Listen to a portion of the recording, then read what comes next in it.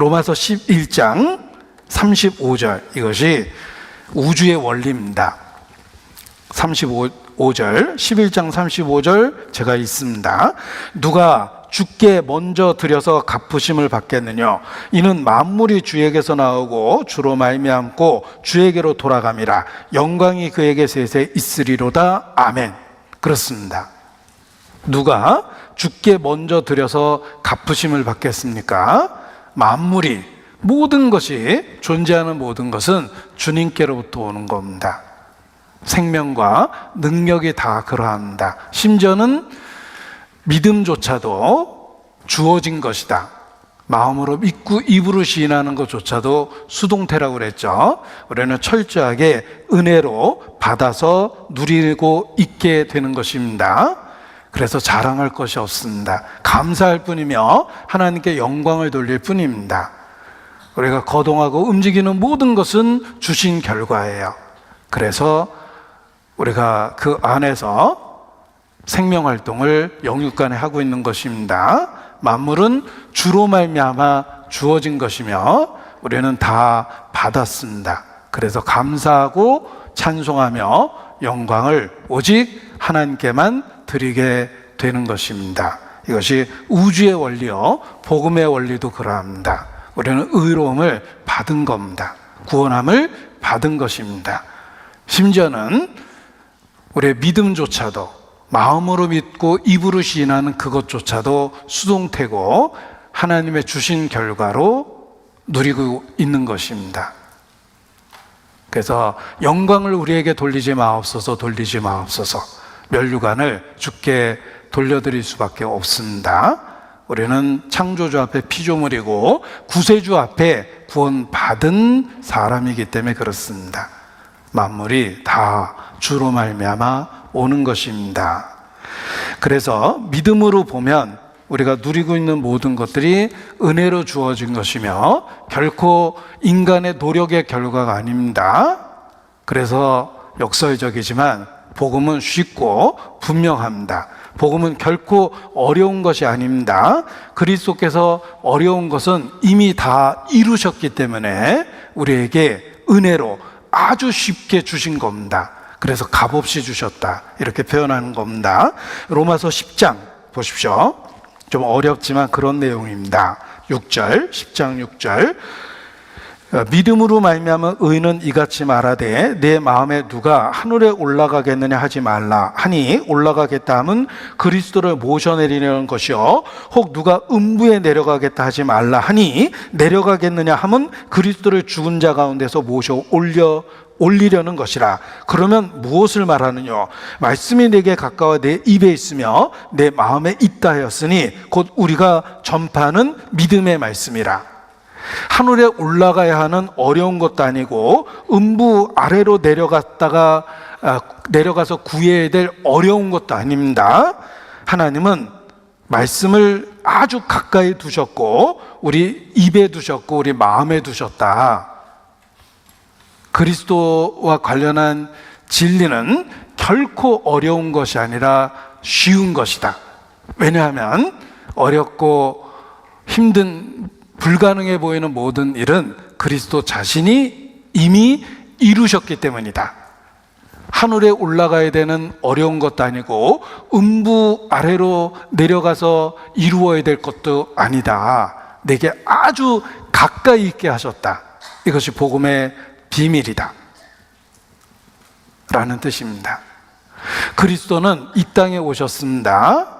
이 땅에 오셨습니다. 하늘에서 말씀만 하신 게 아닙니다. 우리 가까이 찾아오셨다는 뜻입니다. 우리 가까이, 얼마나 가까이 다가오셨을까? 요한계시록 3장 보겠습니다. 얼마나 가까이 오셨는가? 요한계시록 3장 20절입니다.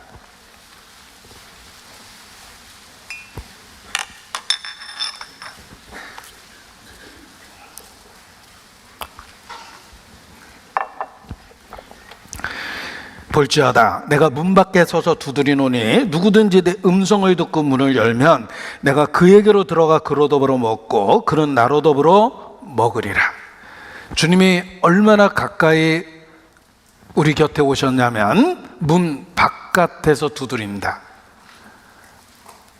이 말씀이 내 입에 있고 내 마음에 있다 하였다. 아주 가까이 온 겁니다.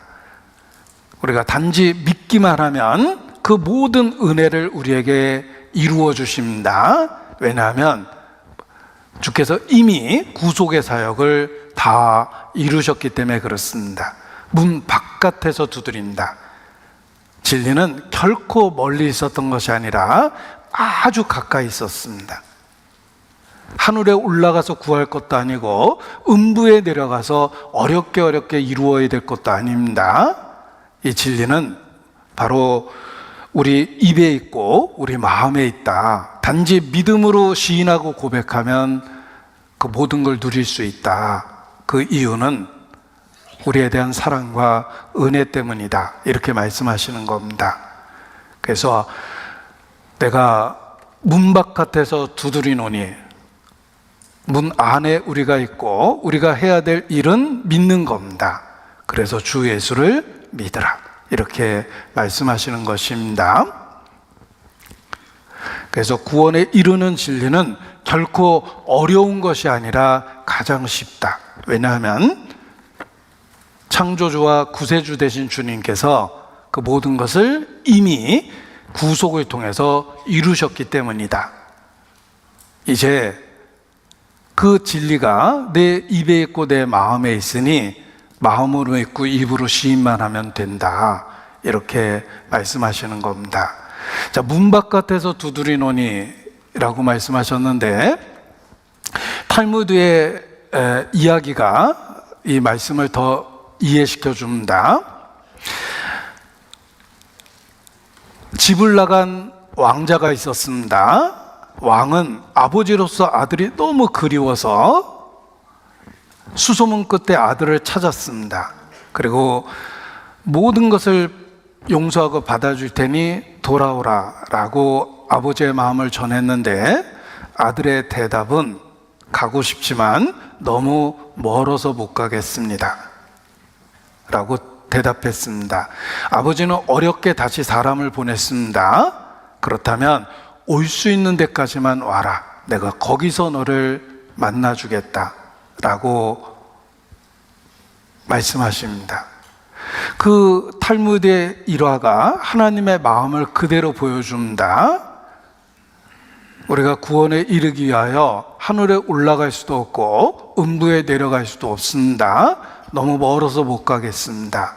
주님은 그러면 올 수 있는 데까지 오라 하고 우리 마음문 앞에까지 와주신 겁니다. 이제 내가 해야 될 일은 그 말씀이 가까이 왔으니 입으로 시인하고 입으로 시인하고 마음으로 믿는 것입니다.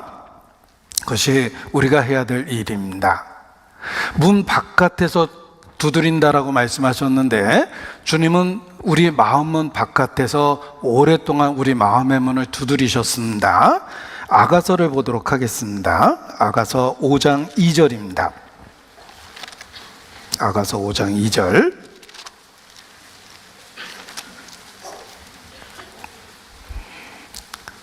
아가서 5장 2절입니다.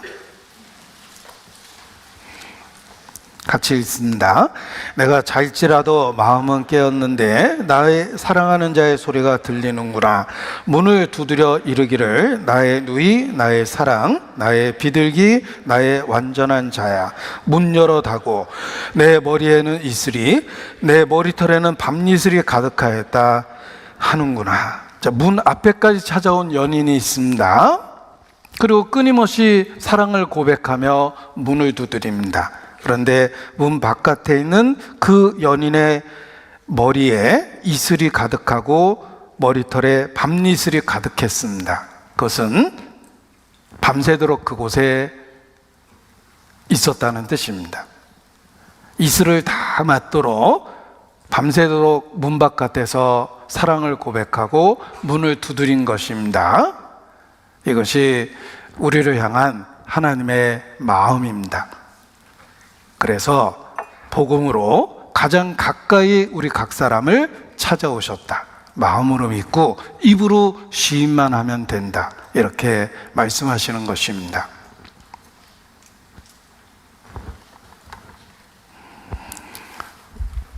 복음을 내 자신이 알지 못했을 때에는 내 자신에 대해서 틀림없이 하나님 앞에 버림받은 존재라고 생각했습니다. 이 광대한 우주를 보면 지구는 너무나 작고 그 지구에 바이러스처럼 붙어 살고 있는 먼지 같은 나라는 존재는 대우주 앞에 너무나 미미합니다. 없는 것과 같은 존재입니다. 아마도 하나님께서 나를 바라보실 때 대우주 속에 지구 속에 붙어 있는 먼지처럼 여길 것 같다라는 생각을 하니까 거대한 우주 앞에, 자연 앞에 내 자신의 가치도 그렇게 여겨졌습니다. 그런데 성경을 통해서 하나님의 마음을 보게 됐습니다. 하나님은 천지를 창조하셨습니다. 우주 속의 지구를 구별하셨습니다. 그리고 그 지구의 존재 자체도 사람이 거처할 곳이라고 사람을 중심으로 지은 거라고 말씀하십니다. 인간을 위해서 지구를 지었고 지구를 위해서 우주를 둘러놓으셨다. 물리적인 상황에서 지구는 중심이 아니지만 하나님의 영적인 관점에서 지구는 우주의 중심이며 천지, 지구를 만드셨고 그리고 사람이 거처할 그곳으로 내가 지었다. 사람. 물리적인 공간 안에서 나는 미미하지만 성경 말씀을 통해서 하나님의 관심이 나에게 있다는 걸 알게 되었습니다. 그리고 성경은 수천 년 전에 기록되었지만 21세기 대한민국에 있는 나에게 개인적으로 말씀하시는 것처럼 성경은 그렇게 말씀하십니다. 창세기부터 계시록까지 내 자신에게 적용할 때 한 구절도 버릴 것이 없이 나에게 말씀하시는 것처럼 느껴집니다. 그리고 복음에 대해서도 마찬가지입니다. 복음이 세상죄를 짊어진 예수 그리스도에 대한 이야기지만 하나님은 내 자신에게 그것을 그대로 적용해서 말씀해 주십니다. 창조주 앞에 1대1의 관계라는 걸 알게 되었습니다. 심판도 창조주 앞에 내 자신이 단독으로 받는 것처럼 복음도 그러합니다. 내 자신이 작고 의미 없고 가치 없고 없어도 될 존재처럼 생각하고 살았는데 복음은 하나님께서 나에 대한 관심과 사랑이 있다고 증거하고 확증합니다. 그래서 복음을 받아들일 수밖에 없고 믿을 수밖에 없었던 것입니다. 내 음성을 듣고 문을 열면 이라는 말씀처럼 말씀 속에서 나를 향한 하나님의 음성, 그 사랑의 음성을 듣고 문을 열 수밖에 없게 된 겁니다. 그래서 믿게 된 것입니다. 자, 믿음의 조건을 보십시오. 내가 만일 내 입으로 예수를 주로 시인하며 또 하나님께서 그를 죽은 자 가운데 살린 것을 내 마음에 믿으면 구원을 얻으리니 사람이 마음으로 믿어 의에 이르고 입으로 시인하여 구원에 이르느니라. 믿음의 내용을 보십시오. 예수를 주로 시인하라. 하나님께서 그를 죽은 자 가운데 살리신 것을 믿으라. 하나님께서 그를 죽은 자 가운데 살리셨기 때문에 살아계시며 살아계신 그 분이 너의 주다, 주님이시다. 그 사실을 입으로 시인하고 마음으로 믿으라. 그래야 하면 구원을 얻으리라 말씀하십니다. 복음은 쉽고 우리의 입에 있고 마음에 있게 하셨습니다. 믿기만 하면 됩니다. 그래서 마음으로 믿고 입으로 시인하라고 그랬는데 그 내용 속에 하나님께서 그를 죽은 자 가운데 살리신 것을 믿으면 이라는 부활에 관한 내용이 있습니다. 인간이 구원 얻는 절대적 조건으로 예수님을 주로 받아들이는 것과 그리고 예수께서 죽은 자 가운데 살아나신 것을 믿어야 된다는 말씀이 들어 있습니다. 그리하면 구원을 얻을 것이다. 우리의 구원의 조건 속에 하나님께서 그를 죽은 자 가운데 살리신 것을 믿으라는 부활에 관한 말씀이 있습니다. 왜 부활에 관한 말씀을 구원에 대한 절대적 조건으로 삼으셨을까? 그 이유를 생각해 보고자 합니다. 구원을 완성하는 믿음의 이중 구조가 있습니다. 마음으로 믿어 의에 이르고 입으로 신하여 구원에 이르며, 이것은 완전하게 결속되어 있는 진리입니다. 우리가 구원받기 위한 절대적 조건 중에 하나가 그리스도가 죽은 자 가운데 살아났다라는 것을 믿으라는 말씀이 들어있어요. 왜 구원에 대한 절대적 조건 속에 부활에 대한 믿음이 필요한 것일까? 그 이유를 말씀드리려고 하는데, 우리가 반드시 그리스도 부활에 대한 의미를 알고 있어야 되고, 그리고 늘 일깨우고 있어야 됩니다. 그래서 부활이 갖는 그 특별한 의미를 말씀을 드리고자 하는 것입니다. 그리고 오늘 부활에 관한 이야기를 말씀드리고자 하는 이유는 지난주가 부활절이었습니다. 그래서 멕시코 춘계 수양회가 있었던 겁니다. 기독교 국가에서는 부활절이 큰 명절이고 휴일이기 때문에 춘계 대부분 수양회를 합니다. 그래서 지난주가 특별히 부활절이었기 때문에 부활의 의미를 이렇게 일깨우는 것이 필요하다. 왜냐하면 우리가 구원 얻는 절대적 조건 중에 하나가 바로 하나님께서 그를 죽은 자 가운데 살리신 것을 마음에 믿으라는 조건이 들어있기 때문에 부활이 중요하며 그 의미를 일깨울 필요가 있다는 것입니다. 적어도 부활절이라는 그래도 1년에 한 번 찾아오는 그 시기에 부활의 의미를 다시 일깨울 필요가 있어서 부활에 대한 말씀을 드리고자 하는 것입니다. 왜 십자가의 죽음만 믿어서가 구원이 아니라 부활을 믿어야만 구원을 얻는 것일까? 하나님께서 그를 죽은 자 가운데 살리신 것을 믿으면 구원을 얻는다고 그러셨죠. 죽음뿐만 아니라 부활에 대한 내용은 구원에 대한 절대적인 조건이 되는 것입니다. 그래서 제가 정리를 해봤는데 5가지를 정리를 해봤습니다. 그래서 우리의 구원을 떠받치고 있는 기둥처럼 부활의 의미를 5개의 기둥으로 비유해 봤습니다. 그 5개의 기둥이 무엇이냐면, 여기 정리를 해봤는데, 이 5가지 기둥이 없다면 우리의 믿음은 헛된 것이며 우리는 여전히 죄 가운데 있을 것이다. 우리의 믿음의 내용에 하나님께서 그를 죽은 자 가운데 살리셨다는 부활이 중요합니다. 그 부활이 의미하는 핵심적인 내용이 있기 때문에 그렇습니다. 그래서 그것을 건물을 받치고 있는 그 5개의 기둥에 비유한 것입니다. 육신을 입고 오신 하나님, 부활을 통해서 신성을 입증했고, 또 구속의 사역을 완성했는데 의롭다함을 선언한 것입니다. 그리고 사탄의 권세를 깨트리시고 사망의 권세를 깨트리고 승리하신 것입니다.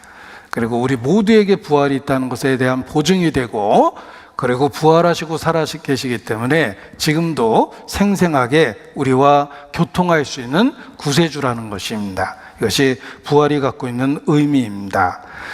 우리가 주일 일요일 날 모임을 갖는 이유도 초대교회에 그리스도의 부활을 기념하여 그리스도가 부활한 일요일 날 모임을 가졌기 때문에 지금도 일요일 날 모이게 된 겁니다. 그리고 365일 1년을 분석하면 일요일이 적어도 52번 반복되고 우리는 52번이나 부활에 대한 진리를 일깨울 수 있는 겁니다. 그것이 중요하기 때문에 그렇다는 것입니다. 여기 부활절과 관련해서 보십시오.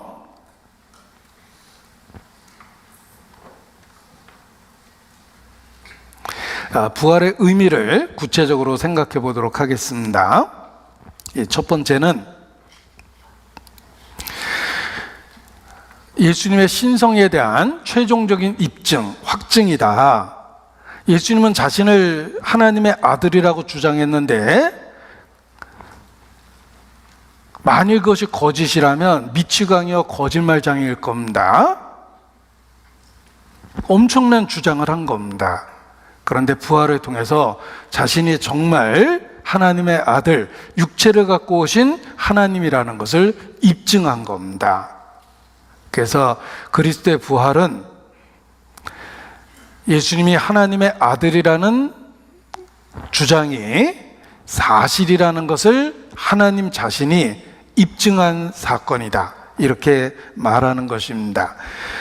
예수님이 어떤 말씀을 하셨는지 생각해 보십시오. 예수님은 자신을 하나님의 아들이라고 스스로 표현했습니다.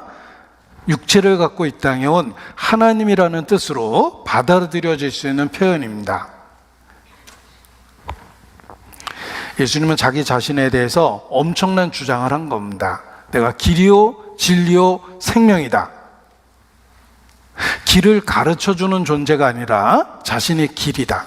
진리를 가르쳐주는 존재 정도가 아니라 자신을 진리라고 선언한 겁니다. 그리고 자기 자신이 생명 그 자체라고 선언했습니다. 이러한 엄청난 주장을 듣고 당시의 유대인들은 쉽게 받아들일 수가 없었던 겁니다. 내가 스스로 너를 그렇게 증거하니 내 증거는 참되지 않다. 그런 식으로 주장한다면 그 주장을 어떻게 받아들일 수 있는가? 유대인이 반발한 게 그런 내용입니다. 요한복음 8장 13절입니다. 요한복음 8장 13절.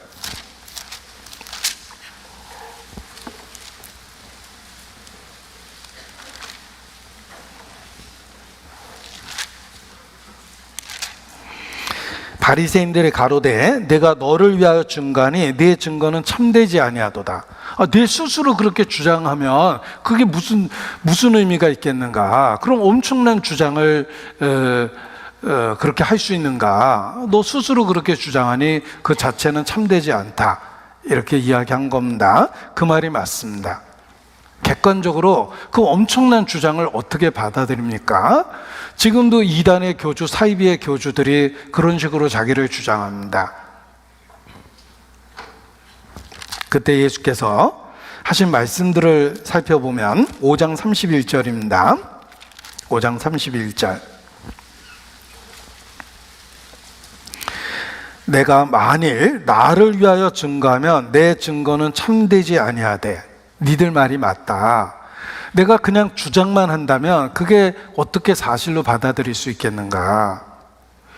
내가 만일 나를 위하여 증거하면 내 증거는 참되지 않다. 유대인들의 말이 객관적으로 맞는 말입니다. 스스로 그렇게 주장하면 그걸 어떻게 받아들일 수 있겠습니까? 그러나 우리가 예수님의 주장을 사실이라고 받아들일 수 있는 이유는 그가 부활하셨다는 것입니다. 하나님께서 그를 살리셨다. 하나님께서 그의 주장과 가르침이 사실이라고 인정해주고 확인해준 겁니다. 이단의 교주도 엄청난 말을 하다가 죽습니다. 죽고 사라집니다.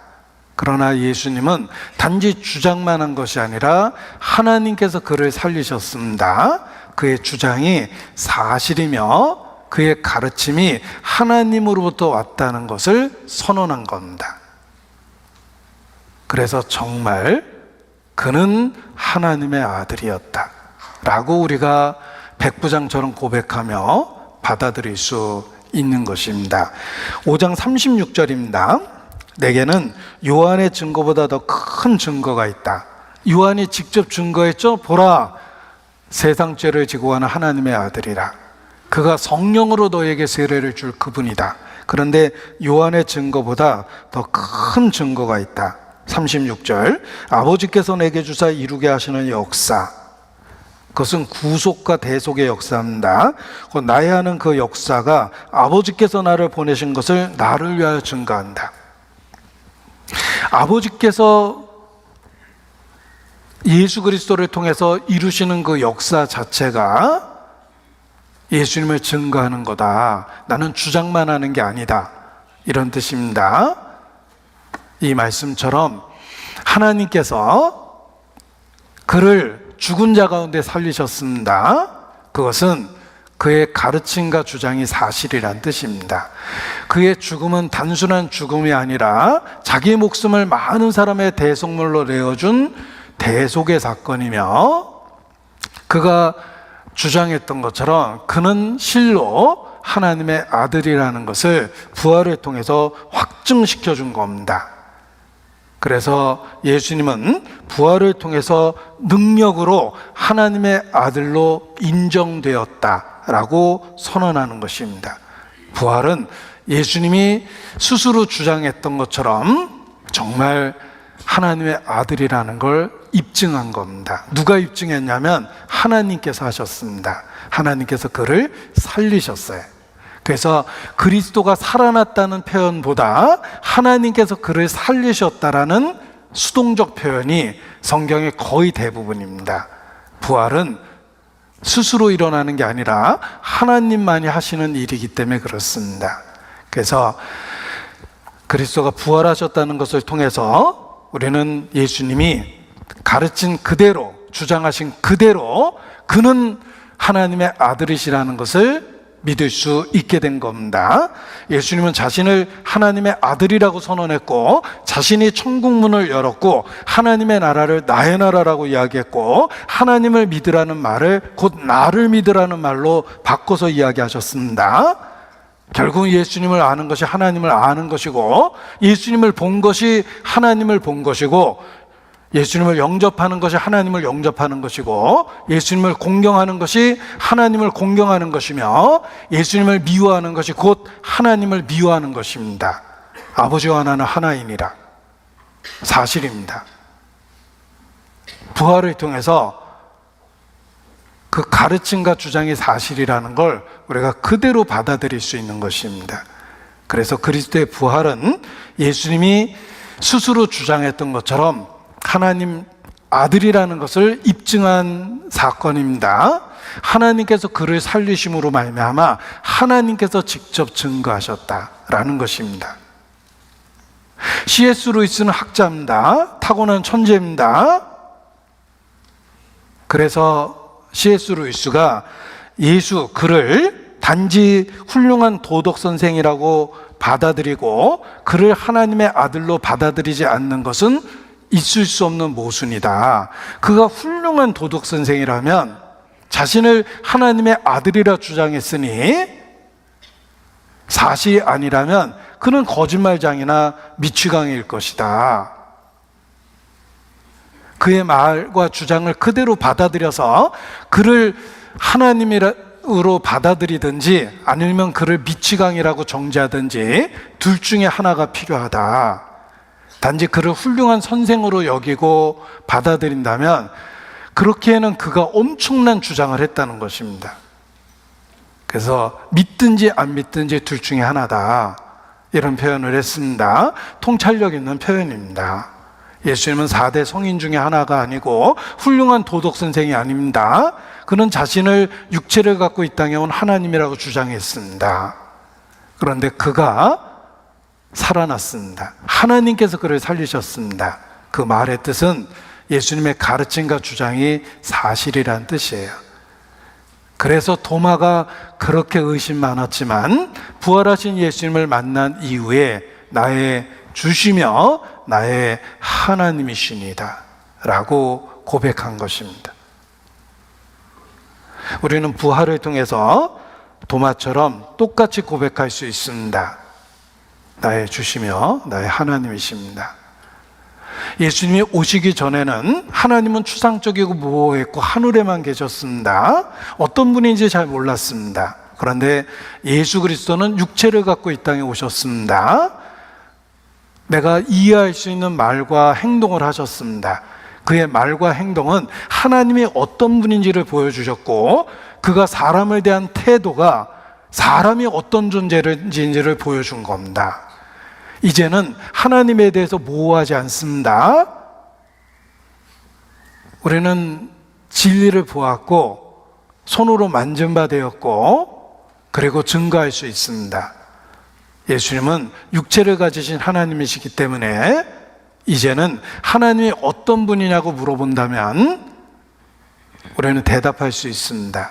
왜냐하면 예수 그리스도를 통해서 보이지 않는 하나님을 보았고 손으로 만진받은 것과 같은 체험을 했기 때문에 그렇습니다. 그래서 그리스도의 부활은 그리스도의 신성, 그가 주장했던 것처럼 육체를 가진 하나님이라는 증거가 되는 것이다, 이렇게 말하는 것입니다. 그래서 우리가 믿는 하나님은 추상적이거나 모호하지 않습니다. 육체를 갖고 이 땅에 오신 하나님을 보았기 때문에 그분의 말씀과 행동을 통해서, 언행을 통해서 하나님을 알게 된 겁니다. 본래 하나님을 본 사람이 없을 때 독생하신 하나님이 나타내셨습니다. 우리는 독생하신 하나님, 그 독생자를 통해서 하나님을 이해하게 된 겁니다. 남이 못 본 것을 보았고, 남이 듣지 못한 것을 들었고, 남이 알지 못한 것을 알게 되었고, 남이 받지 못한 사랑을 받게 됐습니다. 육체를 가지신 하나님, 곧 예수 그리스도를 통해서입니다. 그래서 그리스도가 부활했다는 것은 예수님의 엄청난 주장에 대한 사실을 입증하는 것이다. 그는 하나님 자신이라고 자기를 주장했고 부활을 통해서 그 사실을 입증한 겁니다.